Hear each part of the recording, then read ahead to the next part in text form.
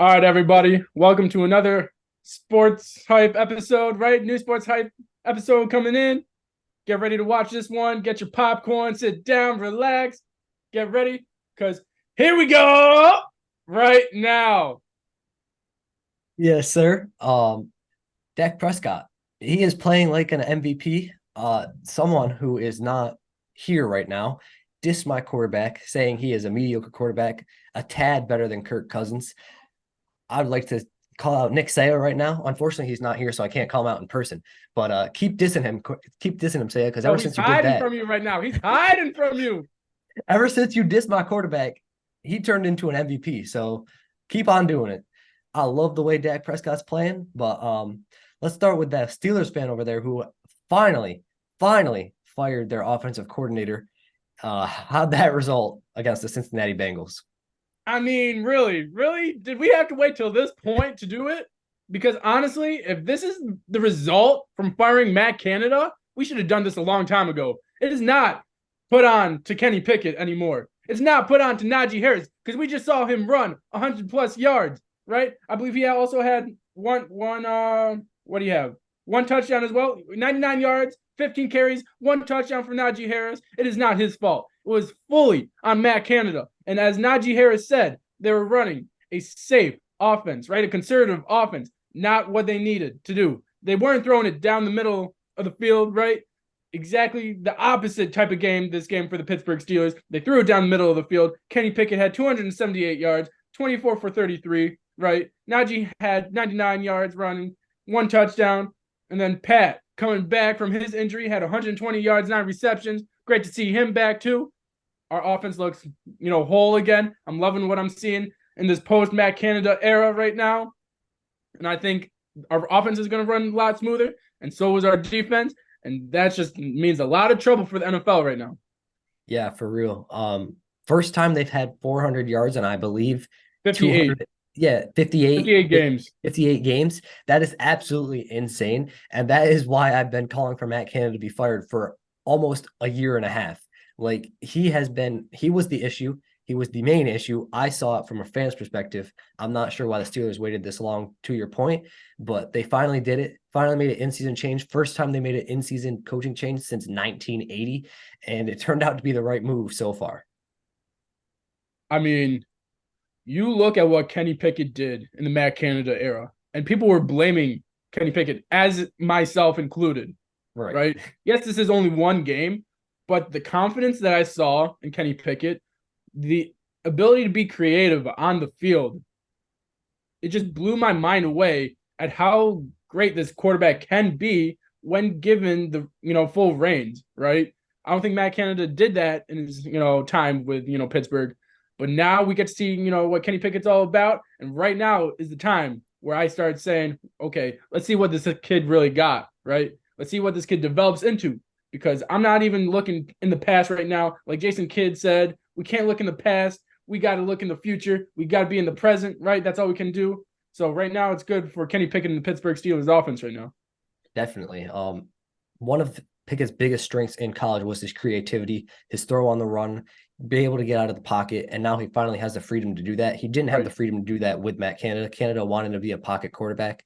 That's not his game. His game is to run around, be a Lamar Jackson type of quarterback, get out of the Right. pocket and find someone open. He didn't give him the Which freedom, and that is why he struggled under Matt Canada. 100%. And that's why Matt Canada is probably in the woods somewhere hiding, right? Because the entire NFL offense is gearing towards that mobile, quarterback. Patrick Mahomes, Lamar Jackson, Jalen Hurts, right? Kyler Justin Murray. Herbert. Even I know he doesn't really like him, but even Josh Allen, our boy say it doesn't like him, but even Josh Allen is a mobile quarterback. Big boy mobile quarterback, right? So it is a mobile time in the NFL right now. And you can't be a pocket quarterback, as we see. I don't think you have much success. I know, Jared Goff is a pocket quarterback. You look at Matthew Stafford, right? These guys are elite pocket quarterback players, but you have to be elite in order to have some success. You can't be mediocre and be a pocket quarterback anymore. Right. And that's also why Dak Prescott is an elite quarterback because he is a pocket quarterback, but you have to be able to make the throws. Kenny Pickett is only in his second year. He's not able to make the throws that pocket quarterbacks have to make yet. And Matt Canada was putting it all on him to do that, which just wasn't fair. Right. And I think in today's game, you have to allow these players to be themselves or they're not going to develop into the player that you want. Right. Right. And that goes with Kenny Pickett because these guys, their confidence sways so much. They don't have the trust in their coaches as I think players once did. Right. And allowing them to play through the coach's game. And now it's really through the player's game and what their strengths are instead of trying to build other strengths while developing the quarterback.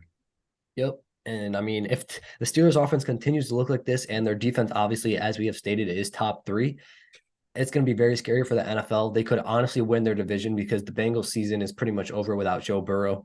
Same the with Browns over without Deshaun. Right. So it's between the Bengals and the Ravens, or the Steelers and the Ravens. And I believe that the Steelers can beat the Ravens a few times and take a hold of that number 1 spot. So we already won one game against the Ravens. We play them I think the second to last week in the regular season. Then we play the Bengals, Bengals, or is it the Bengals last week? I believe it is Bengals last week. Bengals okay, yeah, we do play the Ravens second to last week. So that should be the tiebreaker. If we go ahead and win all the games that we're supposed to here on out till the Ravens game, and they win here on out till the Steelers game, Ravens Steelers game, that would be the tiebreaker between the division, and whoever wins that game wins the division, and most likely the second team gets in at a wild card spot. Yeah, it's actually, you guys actually play the last week of the regular season, so it's coming down to the wire. All right, so yeah. So whoever wins that game wins the division. Yeah, it's going to be very, very interesting and very fun to watch for sure. But since you touched on it, right, let's go to your, Dak Prescott and the Dallas Cowboys. Because I saw that Thanksgiving game, and my goodness, yeah, everyone's talking about Dolly Parton, but man, let me look at Dak Prescott. That boy wanted that drumstick at the end of the game. Yeah, as I said, Dak Prescott is playing like an MVP. Will he win it? Probably not. But the fact that he is in contention is enough for me because he is playing like the quarterback the Cowboys expected to get. And if he plays this way come playoff time, the Dallas Cowboys have a legit shot at a Super Bowl with that defense.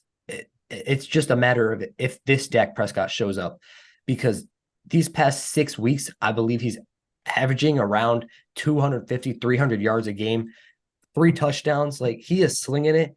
He is confident. And if he goes into the playoffs with this confidence, is it going to be a scary sight for the rest of the NFL?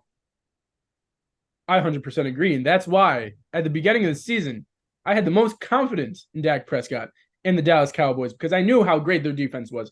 I knew all the weapons that they have on their offense and what Dak Prescott can be, an MVP type player, right? And why I had them going to the Super Bowl is because this Dak Prescott right here, right? Yes, I'm very skeptical and worried about my pick for the Super Bowl being the Dallas Cowboys because you never know what Dak Prescott you're going to get. You're always, hopefully, see, this is exactly why, right?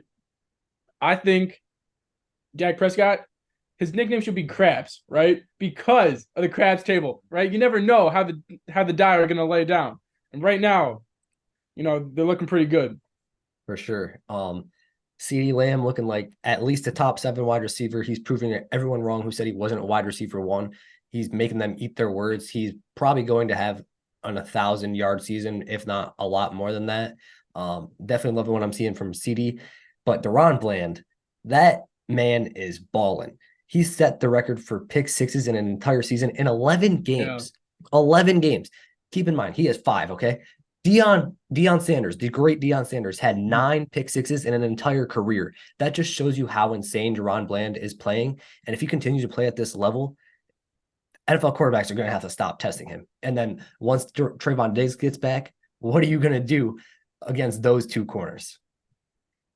I mean, he has stepped up in the Trayvon Diggs absence, right? We all saw exactly what happened in that Arizona game. If we see that, this defense against Arizona, 100%, you guys win that game. 100%, you guys beat the 49ers, right? If this defense comes out, and everyone stepped up right now, which I am glad to see, right? Parsons is doing his thing. You just said Bland's doing his thing, right?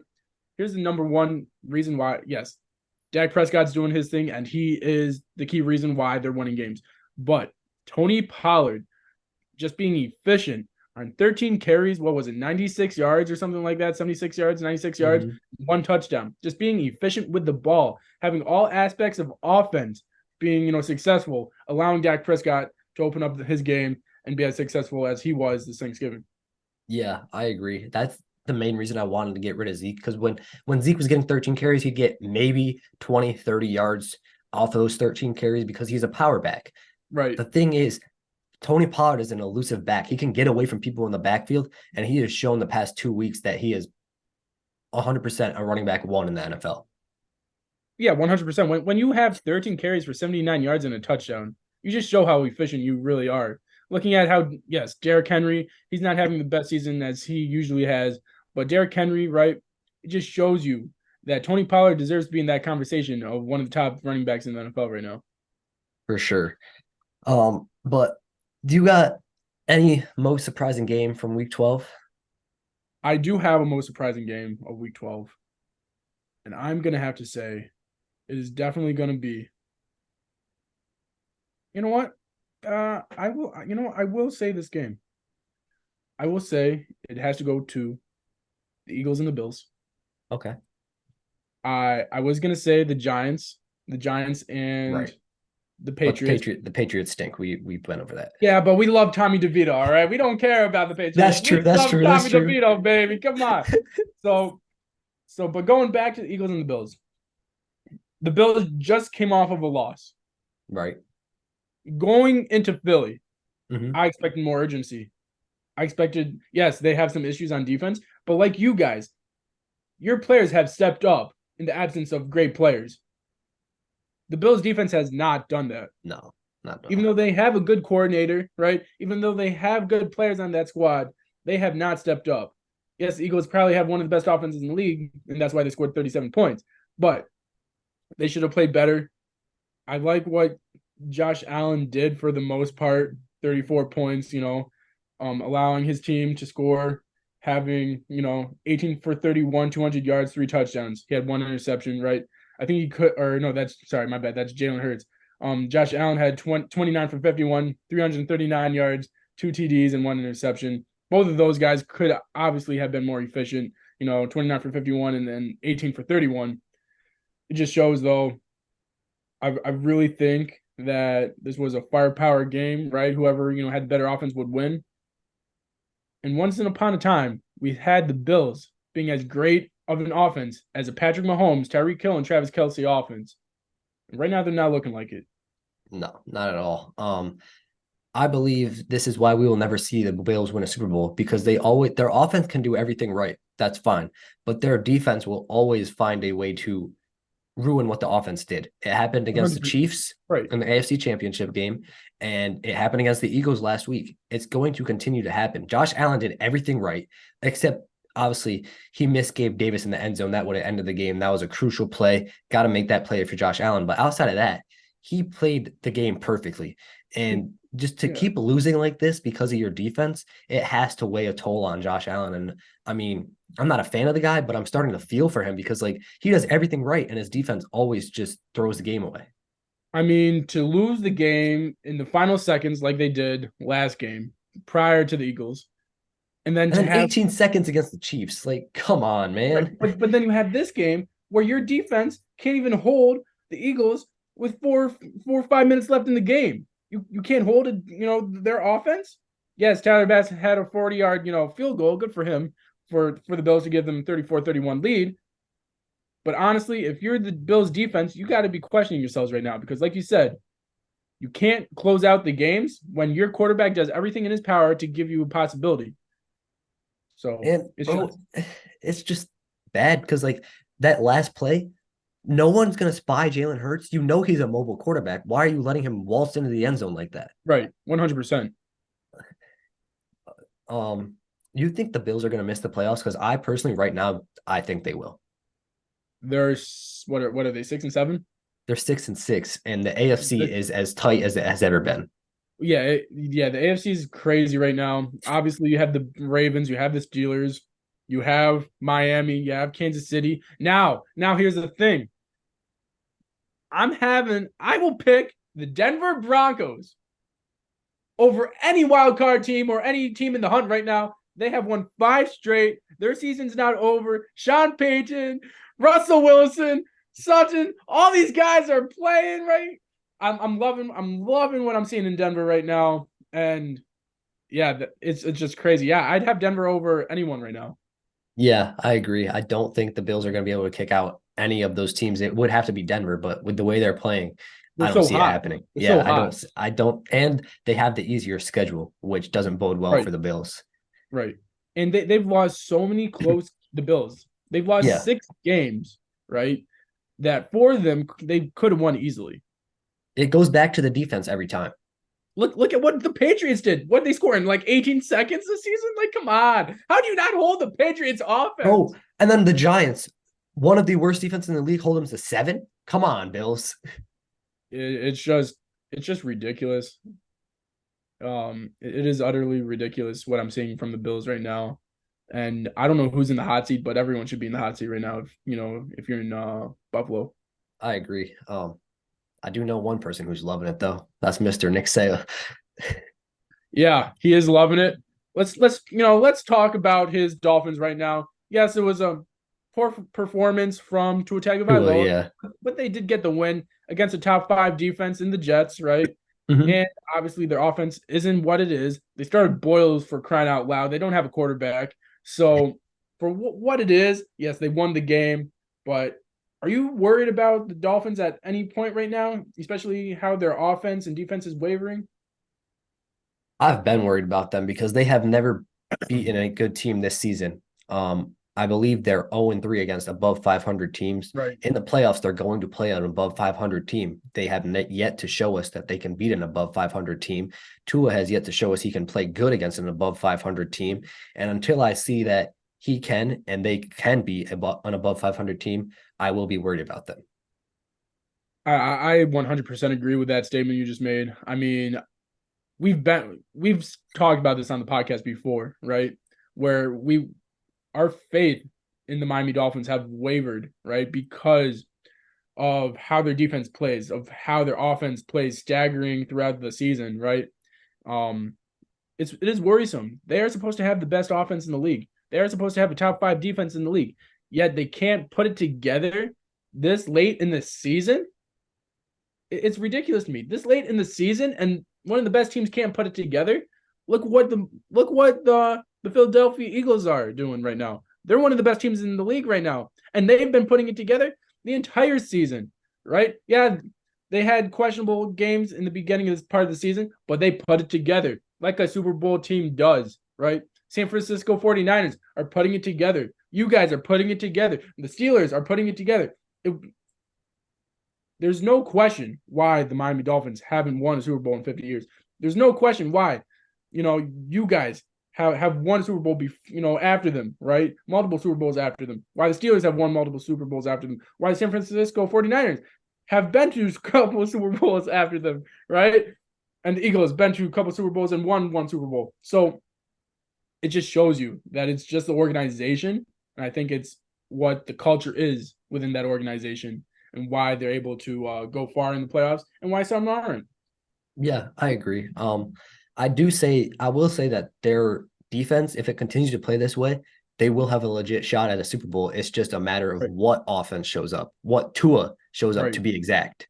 100%. And it depends on, okay, is Tua going to be Tua? Or does he have to be something different because they're guarding Tyreek so well? Are they doubling Reek? Are they going to try to get Waddle open? I mean, like, there's so many possibilities that you can do as a Miami offense, but they're just not doing it. They're not utilizing the players correctly. Right. It's similar to the Cowboys situation with Dak Prescott. What quarterback's going to show up, and that's going to determine whether they win or lose the playoff game. I would love to see a Cowboys Dolphins Super Bowl just so we can see 2 great quarterbacks play terrible, right? If they both don't show up in the Super Bowl, that would be the funniest thing to me. Yeah, that would be crazy. But going back to the most surprising games, So I'm going to choose one from Thanksgiving slate. Right. I did not see this one coming at all. I did not see the Packers playing this well at Detroit, in that atmosphere.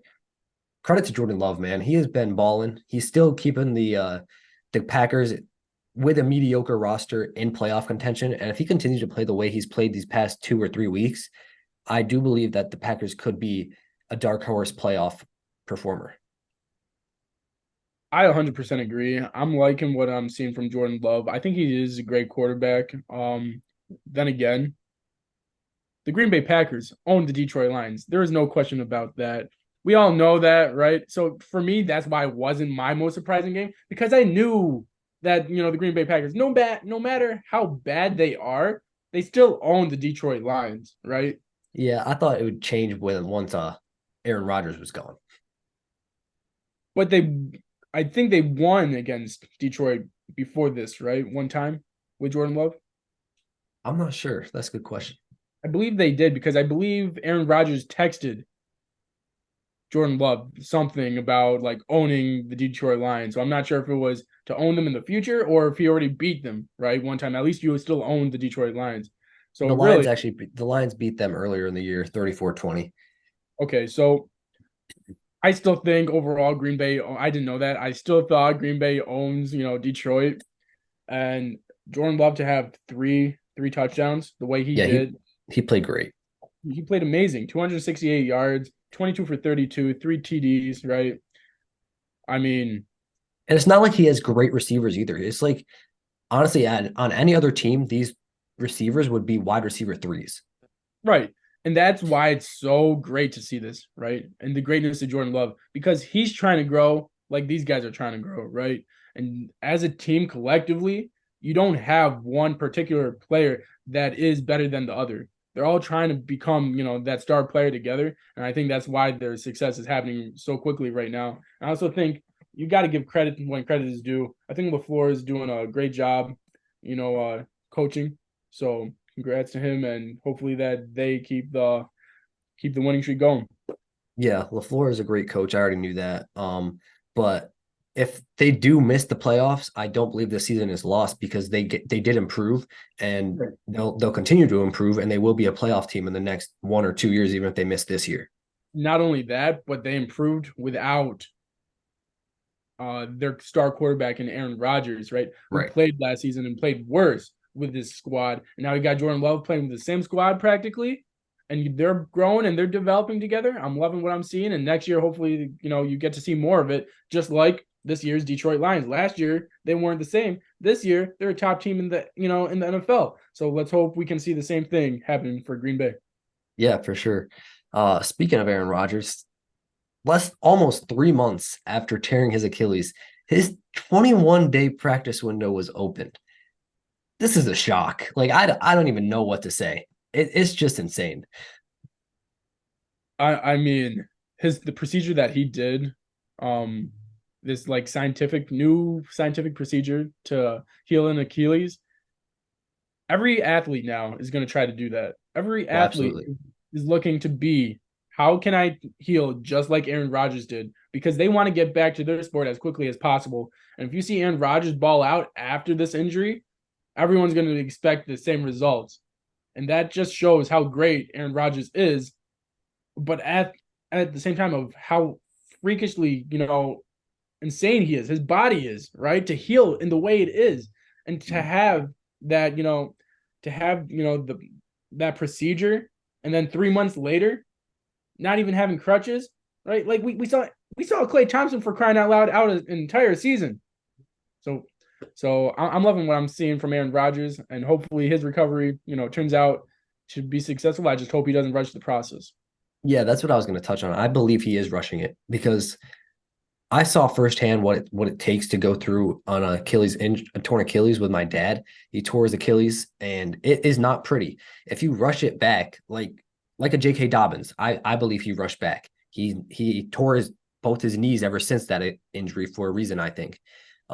I think if he is rushing back, especially at his age, this could be a career ruiner. I mean, he's making or breaking off of this comeback, right? Because he is 39 going, he just turned 40. All right. He Right. just turned 40. So his career is going to end either way in the next couple seasons, whether it's an injury or whether it's a Super Bowl. I hope it's, the the latter one, the Super Bowl. But honestly, I think he can do whatever he wants. He's Aaron Rodgers. Look at the man's walking right now. He's just walking without crutches, Yeah, it's and he's looking crazy. fine. It is crazy, but it just remains to be seen if he can take a hit. But That let's see. that's gonna be the biggest question mark. My question is Aaron Rodgers is it isn't if Aaron Rodgers is going to be healthy. I 100% believe he's going to be healthy by the time mid-December comes around. But is the team going to be in contention for a playoff spot? Yes or no? No, and that's why I believe they should not bring him back. And I don't think he will come back for that reason alone because he doesn't want to, rush the process. And I think it was just the hype of him coming back, right? Like, oh, if we're in contention, I'll come back. He obviously knew. Everyone else knew that they weren't going to be in contention because of how that offense is playing. So really, it was just the hype train, right? Reeling towards Aaron Rodgers coming back for the New York Jets, and that is the only hope the New York Jets have this season is Aaron Rodgers. And unfortunately, I think that's false hope. Yeah, I agree. I like there's just no point in him coming back because even if they're close to playoff contention, there's not going to be enough games left to get the Right. wins that they need and the losses from the other teams. I mean, if you're banking on other teams losing for you to go into the playoffs, there's no point because what if they do win, or what if they do like if they win and Aaron Rodgers gets hurt? Knock on wood, I hope he doesn't. But what happens if he gets hurt and they still don't go to the playoffs? Right. It's just wouldn't be smart. And that's why I believe the Jets aren't going to let him play. I think you're right. This is for the hype, and they're just trying to see what he can do a little bit after the surgery to evaluate him. Right, but I still think it's extremely remarkable to see the progress he's made in the last 3 months. Like just this alone is remarkable enough, and I think this is enough success for this season for Aaron Rodgers just to be in the stage of healing that he is, right? In the stage of recovery. Yeah, for sure. Moving on to another season-ending quarterback injury, Joe Burrow broke his wrist, had to have surgery, pretty much ending the Bengals season. But what are your thoughts on Joe Burrow's injury and what it does for the Bengals? I mean, I feel bad for the team. I feel bad for him. We all know he wanted to go back to the Super Bowl. We all know what he felt after, throwing that ball on the sideline where he couldn't even grip the ball, how frustrated he was. And so, that being said, we all know he wants to be out on the field as much as anybody. And it's unfortunate, but I believe things are for a reason. I think he'll come back stronger than ever next season. And I think the Bengals will too, because obviously they weren't having success this season until later on. But hopefully next season they can have more success early on, and then obviously have a better spot leading to. Mr. Cliffhanger back at it. Continue saying what you're saying about those Bengals, though. So as I was saying, they do have a great team put together. Unfortunately, they didn't have the early on success in this season. Early on in the season, they started gaining momentum later on, and then Joe Burrow got injured.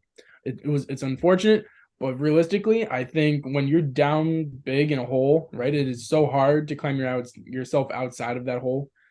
And next season, they'll have a fresh start with a healthy quarterback where, he doesn't have to go through the whole entire season being injured. He can get healthy, go through an offseason healthy, and then be healthy for the, preseason, regular season next year.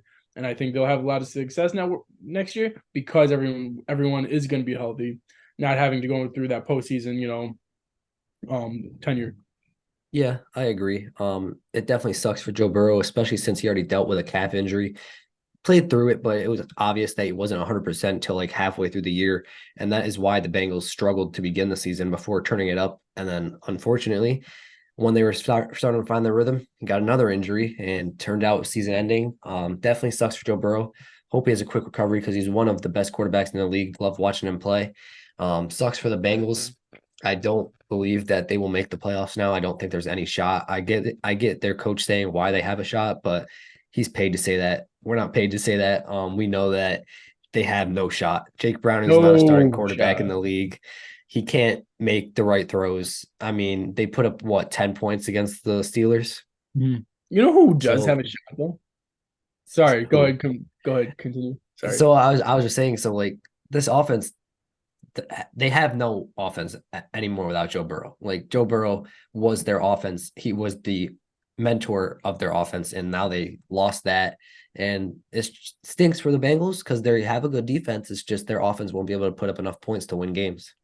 Right. And for me, it goes the same with, Watson and the Cleveland Browns, right? Yeah, But here's the definitely. difference. They have a competent quarterback that has had success going and winning a Super Bowl in Joe Flacco. Yes, he's not the starter, but I expect him to be the starter. And I am worried that if the Steelers lose a couple games, the Browns are good enough and their defense is great enough, one of the best in the league, where they can win a couple games, where they're not supposed to win, and then knock us off, right?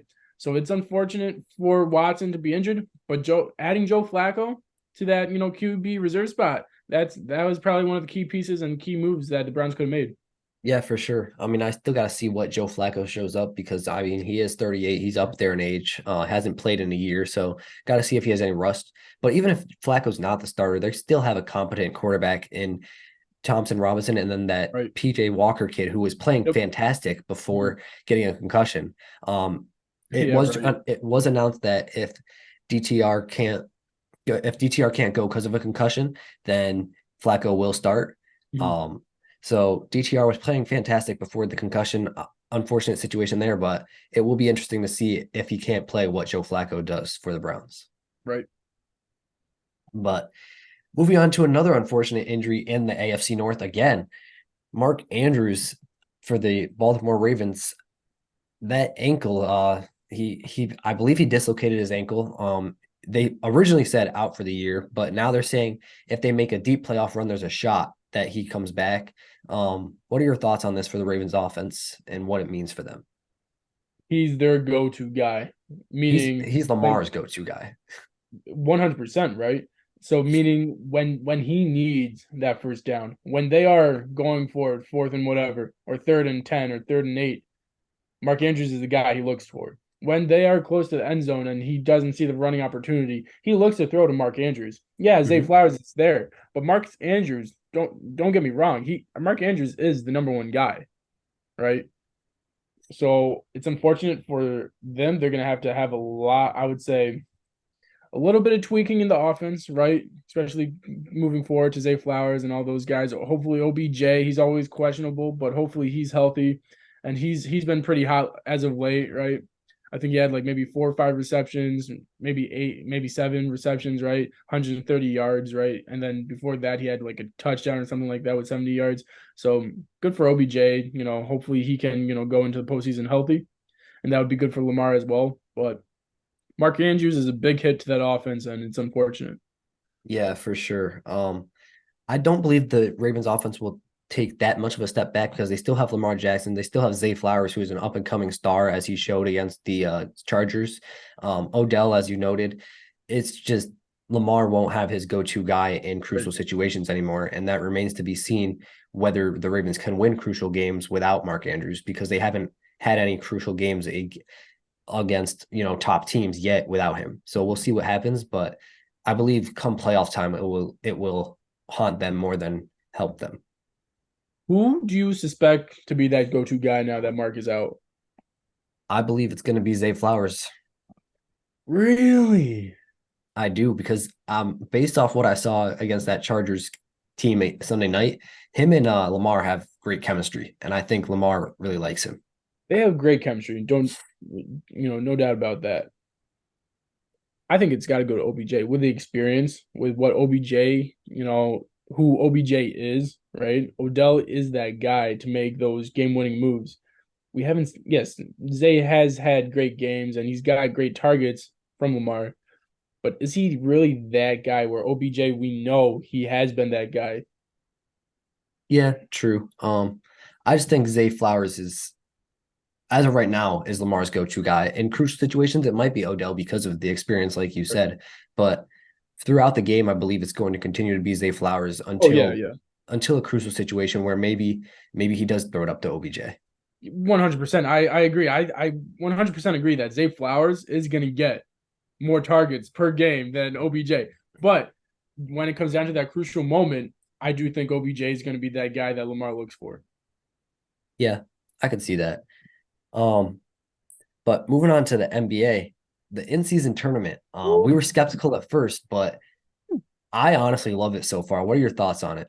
Man, I didn't know if the players would buy in. We all believed if the players bought into this in-season tournament, then everyone is going to have a good time. The players and the fans, right? What I saw last night with the Celtics being up by as much as they were, to have Jason Tatum, Jaylen Brown, and their starters in to get that point differential so that they can be in the in-season quarterfinals going into Las Vegas. That's what I love to see, the competitiveness for a game in the middle of the season that doesn't really matter, but has meaning due to this in-season tournament. And the fans that were watching got to see the star players, which everyone wanted to do and why they paid tickets for. Yeah, for sure. I love it. Every single in-season tournament game I watch, I see teams putting it all out Right. there for 48 minutes straight. That's the basketball I want to see. Obviously, they do that in regular season too, but not to the effect that they do in the in-season tournament games. Like they really want to get their teammates who haven't had a shot at that amount of money, that money to help them, build themselves and build a foundation for their families. You see that, right? And you see Zion Williamson and the Pelicans, right? You see Oklahoma City, you see Orlando. Big surprise this season, right? With Orlando, with all the young guns, not making as much money as some of these other teams, wanting that money, wanting that championship. Really, they've had nothing to look forward to in the past couple of seasons. Maybe even before, maybe since Dwight Howard was there, right? They haven't had anything to look forward to. Now they have the in-season tournament, which they have a chance to win. And I'm loving what I'm seeing from those guys. I'm loving what I'm seeing from your Lakers, right? Who else? Who else do we have there right now in the West? The Suns, and I believe the Kings and Pelicans. Suns, Kings, and Pelicans, right? So I'm loving what I'm seeing from Zion Williamson. He's showing me he's a leader and why everyone thinks he's a generational type player because he's hungry. He wants this. This is the first time he stated that this is a chance for him to win a championship like this. Yeah, for sure. I mean, going back to the health aspect of it, Zion Williamson and Anthony Davis as well, I believe is 20 games into the season, and each of them have missed probably one game apiece, which is outstanding for both of them. I agree. It is outstanding. But here's the thing for me. Are they pushing their bodies to the limit right now to where they'll get injured possibly later on in the season? Watching the Lakers, I do believe Anthony Davis is doing that. Yes. Wow, knock on wood. Man, you sound way too confident in that answer for Anthony Davis to get injured in the later part of the season. I hope it doesn't happen, but he is, to answer your question, he is pushing himself. You can tell that he is giving max effort on both the offensive side of the ball and defensive side of the ball every possession. He does, but how can I honestly? I feel like as as a potential top five player in the league, Right. Mm-hmm. is he doing enough? He's still too inconsistent. Thank you. That's all I wanted because I think is it the fact that he's not playing the games, or is it the fact that he's going through the motions through some of these games so that he can stay healthy, right? It's as if he's not playing the game at all. Yes, he's putting Right. something out there, but if he really put out the effort, I think you guys could have won more games than you have so far. Yeah, I agree. Um, Hopefully he puts it together in the games to come. For sure. And hopefully you guys win this in-season tournament because that will definitely, I'm sure we're going to talk about this, but that will definitely, change what, the morale is in that locker room because right now it's not looking good, especially since your buddy LeBron James said what he did last night. Yeah, for sure. Not looking good at all. But yeah, back to the NCAA tournament, it's definitely a great addition by Adam Silver. I really hope it sticks for years to come, like the play-in. Yeah, I really think this is a great move by the NBA. Especially since the players bought into this. And I love how the leaders of the NBA, like LeBron James, like, Steph Curry, like Giannis Antetokounmpo, all these great guys, all these top tier guys, Jokic, are trying to win this in-season tournament, right? And then you have all the up-and-coming guys like, Zion Williamson trying to win this tournament. It really shows that, everyone is trying to win, and they all bought into it, and I'm loving what I'm seeing. Yeah, for sure. But moving on to a team that's out of the in-season tournament contention, the Chicago Bulls. They are probably one of the worst teams in the league right now. They are Many the had worst. many had high expectations for them, including us. I believe we had them in the top 6 for most of our predictions, but it's just not panning out. And honestly, I believe it's time to blow it up. And the name circling around the league right now is Zach LaVine. So what do you think is the best option for LaVine going forward, and what team would best suit him? I don't think people are gonna like this. I'm gonna hate this. Zach LaVine does need to go, but this is a team that I don't think is in a lot of people's minds right now for Zach LaVine. It is the Golden State Warriors. And it is so unfortunate to say because I love my Splash Brothers. It is just not working out right now. And sometimes it is a business in the NBA. It is business. And sometimes it is time to move on, right? You have Steph Curry, Zach LaVine, Draymond Green, Chris Paul.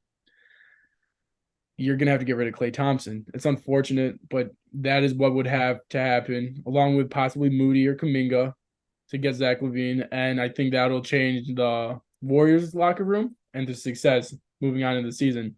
But it is unfortunate that you would get to see the band broken up with Klay Thompson moving on. Yeah, I didn't think about the Warriors, but thinking about Klay Thompson in the Warriors situation where he wants a lot of money that he is not worth right now with the way he's playing, I could definitely see that happening because he's unhappy. The team's unhappy with the way he's playing, and that can only lead to one thing, which is either he leaves in free agency or they trade him and get something for him. Would you? I know he's not shooting well right now. I know we're talking about the Chicago Bulls, but to move on to Klay Thompson, we just have to do this. Would you want him to be in LA? Personally, no, I would not, because I don't see him ever getting back to that old Klay Thompson form. Okay. It's just his defense isn't the same. He takes he turned into Jordan Poole ever since they traded away Jordan Poole. Like, he takes the worst shots on the team. As of right now, I do agree that he is taking the worst shots on the team, but you cannot compare him to Jordan Poole. Jordan Poole is probably the worst shot selection player I have ever seen. But so is Klay right now. It's bad, but I don't think it's as bad as Jordan Poole. It's close. Okay, we'll say it's close. We'll say it's close. But I just don't ever see him ever since those injuries. I think that really pushed his prime, like shortened his prime then, as unfortunately, and it's just he'll never get back to the old Klay. I think he's healthy. One, I think we discussed this before, but he shot well in his season return with the Warriors after his injuries, and they won the championship with Klay Thompson healthy after his injuries. And so I don't think there's an excuse for the way he's doing this right now. I just think it is a mental thing. I think he needs to see the ball go in a lot more than it is right now. And then he'll start getting, his shot back. But shooters shoot. We all know this. Klay Thompson's going to shoot the ball no matter what. And it'll start falling. It'll start dropping. Everybody's going to start getting quiet. Here's one thing. Jason Kidd just mentioned a great point with how Luka and Kyrie, and their clutch time shots, right? Everyone's talked about it last year, how bad they were in their clutch. This year they're one of the best in the league. And no one's talking about it. No one's talking about it. Everyone's talking about Klay Thompson when he's playing bad, but no one talks about Klay Thompson when he's playing good. That's my point right now. Yeah, that's true. Hopefully for the Warriors' sake, he does start to hit though, because they need help. It can't just be Steph and CP3. Andrew Wiggins hasn't been what they expected. Draymond Green is Draymond Green. He'll do the little things, but he'll also get suspended in technicals and all that. And then the bench is just non-existent. So they need some help over there in Golden State. Yeah, and Zach LaVine could be the perfect fit. I would agree with that. But for LaVine, I think two teams come to mind. I wouldn't personally want him on the Lakers, but that is one of the team. And of course, they're always in the conversation. And then I also believe the Miami Heat could be a great fit for him. Yo, instead of Bradley Beal, you get Zach LaVine. I really That would be truly tough. think that I think that that would be the best landing spot for Zach LaVine is Miami. I think that would be a great spot. I think he would fit well with the culture there. I think he's a hardworking player. I think that his shots will start falling, especially since they need another shot creator. Other than Jimmy Butler, there's no one on that team that can create their own shot other than Jimmy Butler. And I some believe it's Jimmy and Tyler Hero, but Hero can never stay healthy. right. And I think that Zach, obviously Zach can't stay healthy either, but Zach Right. can create his shot better than Ty, and he's more explosive, and I think he's an overall better player right now. I think that would be a great fit. Yeah. Yeah, that's good. Um, we'll see what happens, but I believe the Bulls just have to blow it up. It's not going to work, and it's clear it's not going to work. Right. But we'll see what happens moving forward. And there's been a little skepticism about Mr. Josh Giddey over there with a underage girl. What are your thoughts on that situation? So I think it's terrible what the situation has become. Again, these are all allegations. Right, we don't know if it's true, but evidence shows right now that it's true. As of right now, I don't think we know the girl's age. Is that No, we correct? do not. Don't, That is correct. until we know the girl's age, then I can't really get too deep into this. I really think we need all the facts before we start, making, either, start hating on Josh Giddey or start making, assumptions or conclusions, right? So once that gets out, then I'll start talking about that. But until then, I really don't want to get too much, deeper into this. I really think that, Josh Giddey, he's a smart person. He's in the NBA for a reason, right? And I just think it's unfortunate that his name's in this scenario right now. But moving forward, I think we'll get more information and then make our own conclusions from there. Yeah, I agree. Can't state their opinion without facts. We'll see what if it's true, but if it is true and the NBA doesn't suspend him, I will not agree with that because they did suspend John Morant 25 games Yep. for flashing guns. If you're not going to suspend a guy for sleeping with an underage girl, it wouldn't set a good precedent for the league, in my opinion. And I believe that honestly, letting him play right now isn't setting a good precedent either because you don't know exactly what is going on. I think you should at least tell him to have a seat until we figure out what is going on exactly. I 100% agree. And for the media, I'm glad that we're talking about this, right? Because it does need to be talked about. It is part of the sports world right now that Josh Giddey has presumably done this. Right. No one's talking about this in the sports media. No No, one. and they're saying what you said. They don't have the facts, but you don't need the facts. You can just state like it was wrong or something. But here's the thing. You can state if it was wrong. You can state how in the world are we gonna put bad faith on Ime Udoka's name, right? On these allegations that he did back in Boston, yet this is, I would say, 10 times worse of an allegation, if not 100 times worse. This is the worst thing possible you can possibly do as an allegation, and no one's talking about this. But Ime Udoka, his allegations, that's all right. We'll talk about that all day long. It's Ime Udoka. It's not Josh Giddey. How is no one talking about this? I'm talking about the first takes of the world. I'm talking about the NBA, shows of the world. How are they not talking about Josh Giddey right now? But yet, 24/7 they talk about Ime Udoka and his allegations. I think this is ridiculous right now. Yeah, I agree. To me, it just goes back to John Morant. At the moment John Morant flashed a gun on Instagram, it was everywhere, everywhere, everywhere. But nothing about Josh Giddey with like 10 times worse allegations. So what? John Morant has a gun. Okay. Josh Giddey could have done something illegal and you're not talking about it. I mean, here's the facts though. The NBA has rules regarding guns and regarding, their rules upon weapons, right? Right. There's not a strategic or there is not a rule based upon what Josh Giddey has done, right? And I Yes, believe there should be because in the past it's also ran into issues with, Karl Malone as well. 100%. But the amount of time that we've seen weapons, we've seen other aspects of guns with NBA players, it's more times than what we've seen with Josh Giddey and Karl Malone. Those are two examples of what has happened. I agree this is wrong, but I don't think it's as bit. It's not like a. It's not above the gun laws, right? That the NBA has because they believe that is their the first line of action is to deal with those problems and then deal with like the Josh Giddies and all that in their own respective scenario. But I do believe there should be some sort of rules regarding this because this is now the second time that I know with Karl Malone and now Josh Giddey happening the second time. There should be rules, regulating this and having the correct punishments. Yeah, I agree. And I just don't like the way the NBA has handled it so far. They really haven't come out and said anything. They haven't really done anything to punish Josh Giddey. And I believe that it's setting a bad look for the NBA. I mean, you have the pictures showing this girl saying she's done the things with Josh Giddey. Right. Right. You have other aspects of, evidence of her being a minor, right? Possibly. Mm-hmm. Okay. Is this not the same amount of proof that Miles of Bridges had when he allegedly, what she did, right? He did, right. Yeah, and again, the fact that Miles Bridges is allowed to play in the league over Ja is kind of crazy as well because he did it twice. But I'm saying for the fact that Miles Bridges sat out and the team sat him. That's what I'm trying to get. Yeah, exactly. That's the thing. The Thunder don't seem to care, which doesn't make sense to me.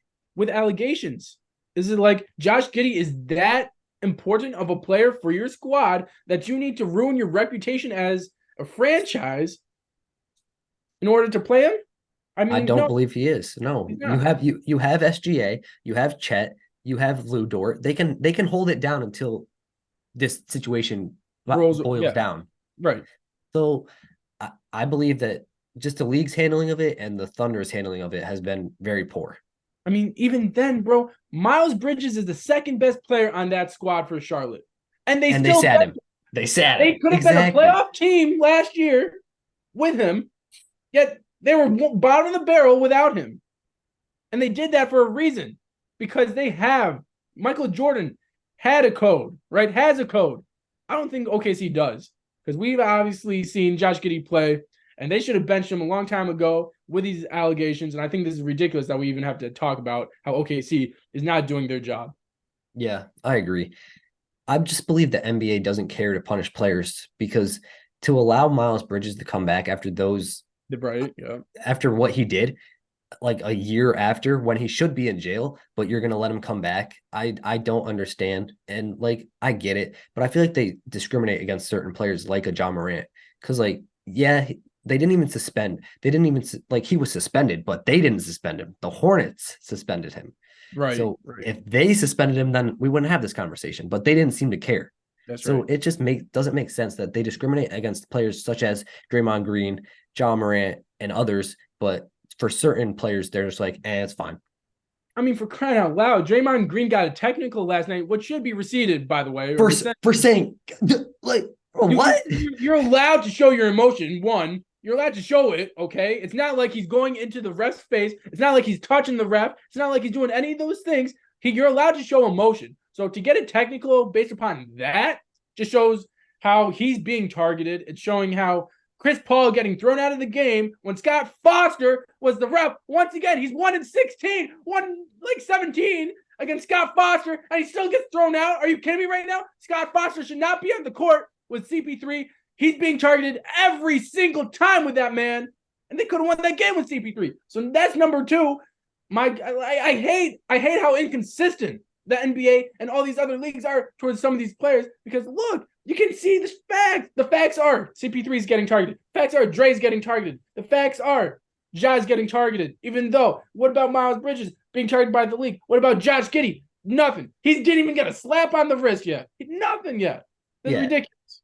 It's absolutely insane. And Adam Silver has to do a better job of this part of his job. He does great in the other aspects, but this aspect he needs to do a lot better. Yeah, and I do think that is the difference between him and David Stern because Stern would have definitely had greater punishments for these players, and I think it would have been. I'm not saying it's a better ran league, but I will say that we would have less issues. I feel like. Yeah, I agree. But yeah, that Scott Foster CP3 saga is never going to My end. goodness. I don't understand what Scott Foster has against him, but Scott Foster should not be officiating any games that CP3 plays in, period. No, But you got a segment for us to wrap up? I do have a segment. It's unfortunate. The power rankings are out now for the college football playoffs. Man, them Buckeyes, they failed me again. More specifically, Ryan Day failed me. Okay, Ryan Day can't coach for his life against Michigan. It's unfortunate that happened, but hey, it happened. Hopefully, we can move on, get a new coach, win. Right? We got to get back to winning. I don't care if we go 1-11. We got to go beat Michigan. Right? That's what we got to do every single season. I don't care. Right? But the college football playoffs, we got ourselves Alabama, or not Alabama. We got ourselves Georgia. Right? Hold on. Georgia, Let me. Oregon, Yep. So Michigan, Oregon's. and Or Washington. let me Oh get. no, So we got no, it's Georgia, Michigan, Washington, and someone else. Florida Florida State, State. Florida State, Florida yeah. State's four, right? So for those four teams to be where they are right now, I'm loving what I'm seeing from Georgia, loving what I'm seeing from Florida State and Washington. It's unfortunate. Michigan is probably the best team out of all four of them. Just the I way they've agree. been playing, the way their offense is, the way their defense is. They're just the better team out of all four. Mhm. Ohio State deserves to be number 6. I think if there's one team that has a one-loss record, I think it has to be Texas. I really think that they are one of the most dominant teams in the NCAA league, right? Excuse me, in the nation. So I'm getting choked up. I just, had a compliment towards Michigan, and I'm like, my sarcophagus is closing in. So yeah, so Texas I think should be in there. If a one team loss, team should be in there. But hopefully none of these teams loses in their championship games, and we get to see all four of these squads go in because I think we can see an upset with Florida State, and I think we can see the last time Michigan won 3 straight against Ohio State, they won the national championship. So I think they have the best chance this year to do that. Yeah, I agree. I think Michigan is definitely one of is probably the best team in that field, along with Washington number 2, I believe. Actually, Georgia number 2, then Washington number 3. I think Florida State it's going to be tough to win without their star quarterback, especially since he Right, broke right. his leg. But Mhm. we'll see what they can do. You never know. We've seen crazier things happen. Could we see a Louisville beat Florida State and then say, okay, um, let's say, okay, Ohio State, they were good enough, or like in Oregon or Texas, they were good enough. Why not switch out Florida State because they won't be as competitive against Georgia? Can we Yeah, see that? I believe that that could happen if they lose to Louisville because at this point it's looking like Florida State would just join and then get pummeled by Georgia, which Right. they probably don't want to do anyway. So I believe that the league will look into that if they do lose to Louisville. I mean, the committee makes so many decisions. That would be the best decision they could make, right? Yeah. Is getting rid of Florida State because we don't want to see another Georgia Georgia domination, right? We want to see great Right. games like a Georgia Alabama. Even if Alabama loses, why don't we see Alabama? But they would have 2 losses, so you have to have Texas or Oregon in there. And even then, Texas could beat Georgia. I mean, like there's so many great teams that can make a competitive game against Georgia. Yeah, for sure. So we'll see what the league does. But I'm gonna stick to the college football for my segment. Syracuse did make a great hire from that Georgia team. Fran Brown, their defensive back coach, widely known as one of the best recruiters in the nation. Thank you, John Wildhack, for making a great hire for once. Can't wait to see what Fran Brown does for Syracuse, and we have very high hopes, especially since he will most likely bring some of those Georgia players over to Syracuse with him. Hey, and let's give a round of applause. We're in a bowl game, baby. We're in a bowl game. I Let's mean, go. we shouldn't be, but we are. I mean, hey, we're still in a bowl game. We still got, my or Garrett, right? Right. He played one heck of a game Yeah. against who was it, Wake Forest, right? Yeah. One heck of a game against Wake Forest. I mean, man, so glad that we're in a bowl game, still fighting out here, still trying to win. I'm loving, what the Syracuse program is doing right now. For sure. Same. And let's send the seniors out right with a bowl victory. That's right. But thank you all for watching. See y'all in the next one. Hey, everybody, if you guys are, looking for where Nick is, please go look for him down in the comments, right? Hit that thumbs up button if you guys loved this, podcast, but that's only if you guys loved it. If you guys liked it, don't do nothing, but only if you loved it, please hit that thumbs up button. And then, like two wise men once said, subscribe. We'll see you on the next one. Peace. Peace.